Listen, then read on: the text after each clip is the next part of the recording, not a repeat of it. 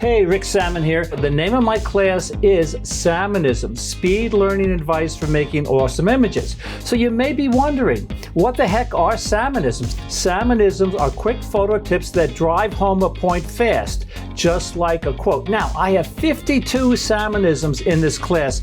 I teach a lot of workshops, and when I'm teaching a workshop, I always stand behind the students so they can get the shots. So because I'm standing behind and because I want them to hear my tips, I'm kind of shouting out my tips. At the end of one of my workshops, two of the workshop participants wrote down all these tips, and they called them Salmonisms. If you have a question, please contact me through the KelbyOne community. That KelbyOne community is a great place to learn and a great place to grow and to share your ideas.